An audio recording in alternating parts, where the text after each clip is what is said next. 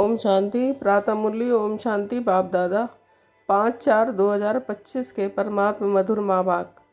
मीठे बच्चे, तुम्हें अभी नाम रूप की बीमारी से बचना है, उल्टा खाता नहीं बनाना है, एक बाप की याद में रहना है। प्रश्न: भागवान बच्चे किस मुख्य पुरुषार्थ से अपना भाग बना देते हैं? उत्तर: भागवान बच्चे सबको सुख देने का पुरुषार्थ करते हैं।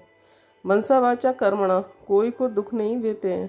शीतल होकर चलते हैं तो भाग बनता जाता है। तुम्हारी ये स्टूडेंट लाइफ है, उन्हें अब घुटके नहीं खाने हैं, अपार खुशी में रहना है। गीत: तुम ही हो माता पिता, तुम ही ... ओम शांति।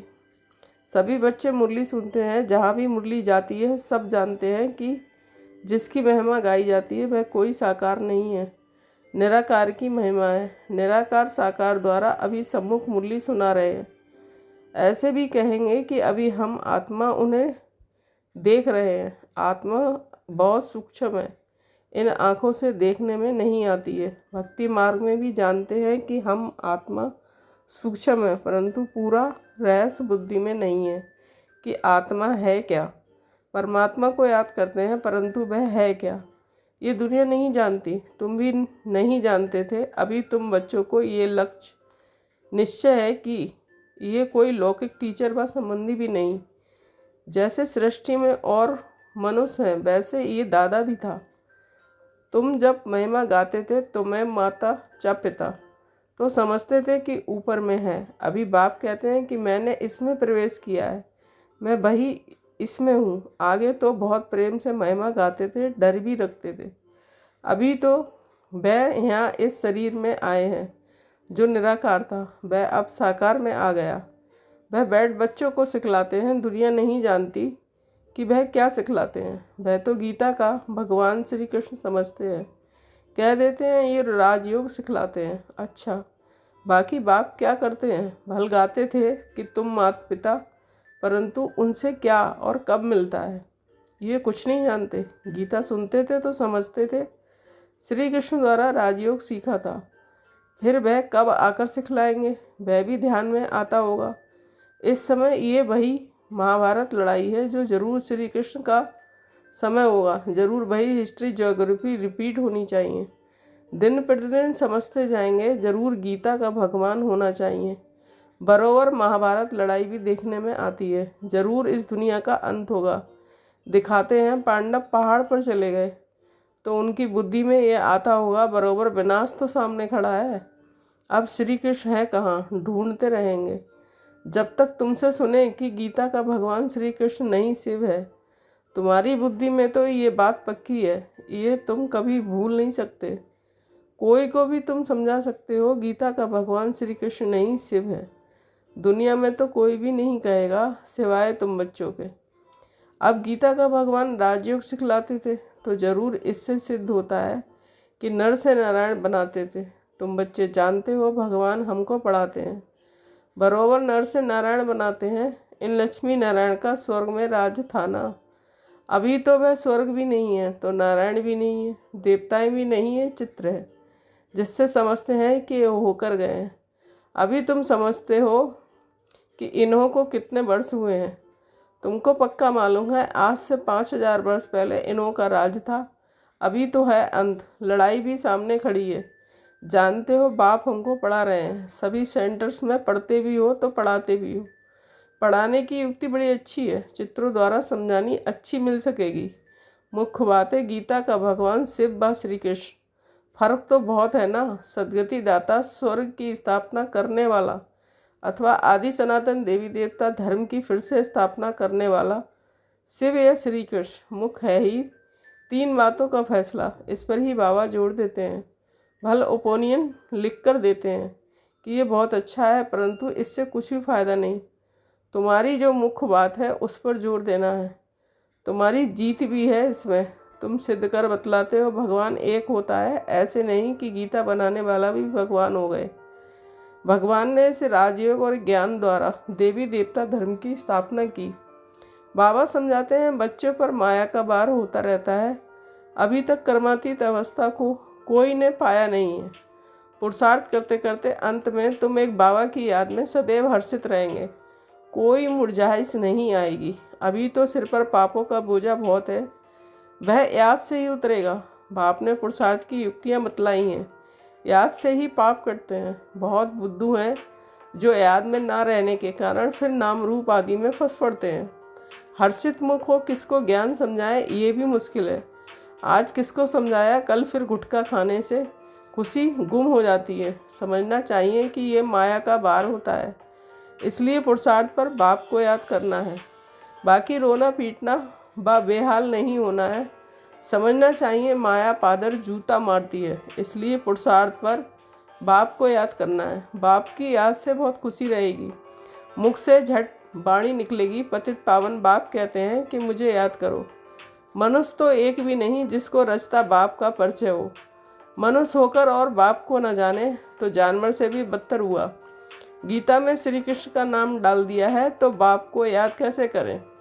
ये बड़ी भूल है जो तुमको समझानी है। गीता का भगवान शिव बाबा है, वही वर्षा देते हैं। मुक्ति जीवन मुक्ति दाता वह है और धर्म वालों की बुद्धि में बैठता नहीं है। वह तो हिसाब किताब चुकतू कर वापस चले जाएंगे। पिछाड़ी में थोड़ा परिचय मिला फिर भी जाएंगे अपने धर्म में। तुमको बाप समझाते हैं कि तुम देवता थे, अभी फिर बाप को याद करने से तुम देवता बन जाएंगे। विक्रम बनास हो जाएंगे फिर भी उल्टे सुल्टे धंधे कर लेते हैं। बाबा को लिखते हैं कि आज हमारी अवस्था मुरझाई हुई है। बाप को याद नहीं किया, याद नहीं करेंगे तो ज़रूर मुरझाएंगे। ये है ही मुर्दों की दुनिया, सभी मरे पड़े हैं। तुम बाप के बने हो तो बाप का फरमान है कि मुझे याद करो तो विक्रम बनास हो जाए। ये शरीर तो पुराना तमो प्रधान है, पिछाड़ी तक कुछ ना कुछ होता रहेगा। जब तक बाप की याद में रह कर्मातीत अवस्था को पाए तब तक माया हिलाती रहेगी, किसको भी छोड़ेगी नहीं। जांच करते रहना चाहिए कि माया कैसा धक्का खिलाती है। भगवान हमको पढ़ाते हैं ये भूलना क्यों चाहिए। आत्मा कहती है कि हमारा प्राणों से प्यारा वह बाप ही है। ऐसे बाप को फिर तुम भूलते क्यों? बाप धन देते हैं दान करने के लिए। प्रदर्शनी मेले में तुम बहुतों को दान कर सकते हो, आप ही शौक से भगाना चाहिए। अभी तो बाबा को ताकीद करनी पड़ती है, उमंग दिलाना पड़ता है। जाकर समझाओ, इसमें भी अच्छा समझा हुआ चाहिए। दे अभिमानी का तीर लगेगा नहीं। तलवारें भी अनेक प्रकार की होती हैं ना, तुम्हारी भी योग की तलवार बड़ी तीखी चाहिए। सर्विस का उल्लास चाहिए, बहुतों का जाकर कल्याण करें। बाप को याद करने की ऐसी प्रैक्टिस हो जाए जो पिछाड़ी में सिवाय बाप के और कोई याद न पड़े, तभी हो तुम राजाई पद पाएंगे। अंतकाल जो अल्प को सिमरे और फिर नारायण को सिमरे। बाप और नारायण वर्षा ही याद करना है, परंतु माया कम नहीं है। कच्चे तो एकदम ढेर हो पड़ते हैं। उल्टे कर्मों का खाता तब बनता है जब किसी के नाम रूप में फंस पड़ते हैं। एक दो को प्राइवेट चिट्ठियाँ लिखते हैं, देदारियों से प्रीत हो जाती है तो उल्टे कर्मों का खाता बन जाता है। बाबा के पास समाचार आते हैं, उल्टा सुल्टा काम कर, फिर कहते हैं बाबा हो गया। अरे खाता उल्टा तो हो गया ना, ये शरीर तो पलीत है, उनको तुम याद क्यों करते हो? बाप कहते हैं मुझे याद करो तो सदैव खुशी रहे। आज खुशी में है, कल फिर मुर्दे बन पड़ते हैं। जन्म जन्मांतर नाम रूप में फंसते आते हैं ना। स्वर्ग में ये बीमारी नाम रूप की होती नहीं, वहाँ तो मोजीत कुटुंब होता है। जानते हैं कि हम आत्मा है, शरीर नहीं।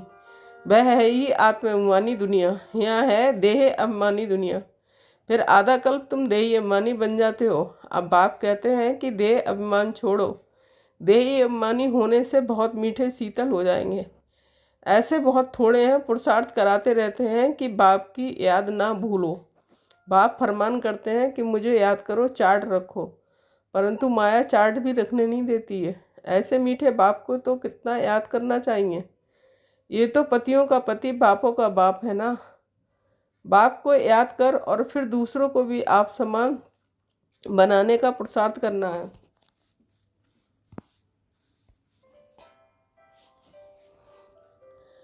इसमें दिलचस्पी बहुत अच्छी रखनी चाहिए। सर्विसेबल बच्चों को तो बाप नौकरी से छुड़ा देते हैं। सरकम टास्क देख कहेंगे कि अब इस धंधे में लग जाओ।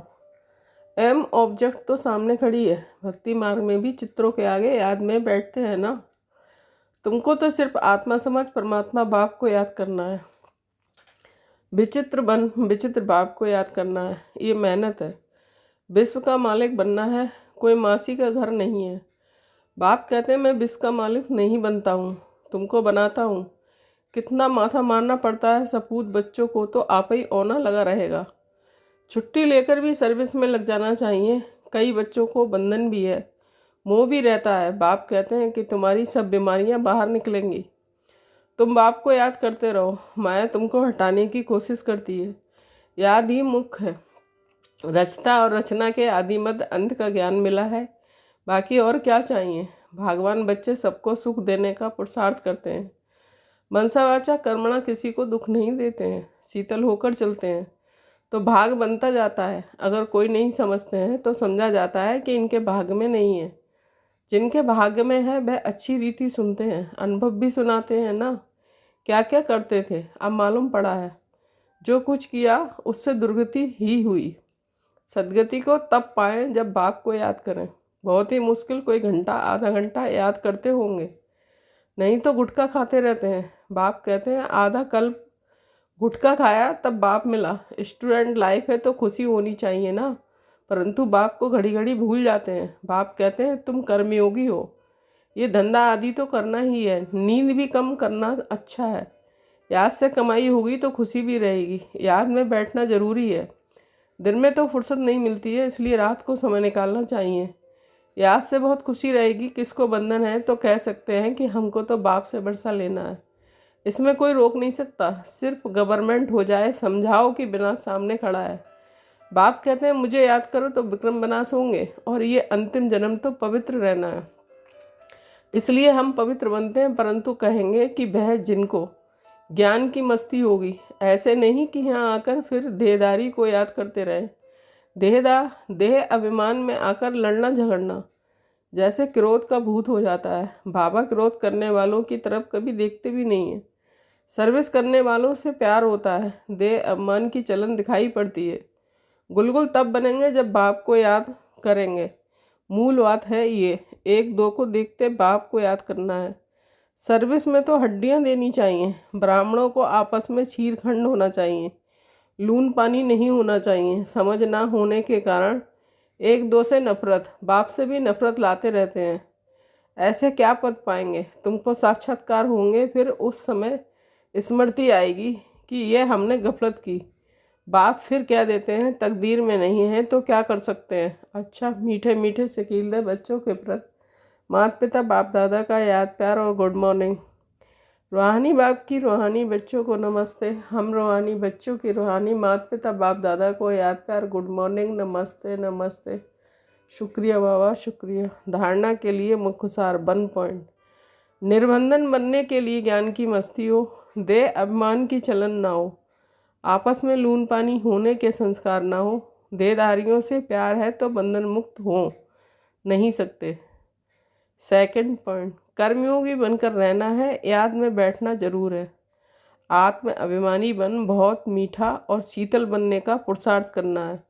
सर्विस में हड्डियां देनी है। वरदान, श्रीमत से मनमत और जनमत की मिलावट को समाप्त करने वाले सच्चे स्व कल्याणी भव। स्पष्टीकरण, बाप ने बच्चों को सभी खजाने व स्व कल्याण और विश्व कल्याण के प्रति दिए हैं, लेकिन उन्हें व्यर्थ की तरफ लगाना, आकल्याण के कार्य में लगाना, श्रीमत में मनमत और जनमत की मिलावट करना, ये अमानत में खयानत है। अब इस खयानत और मिलावट को समाप्त कर रूहानियत और रहम को धारण करो।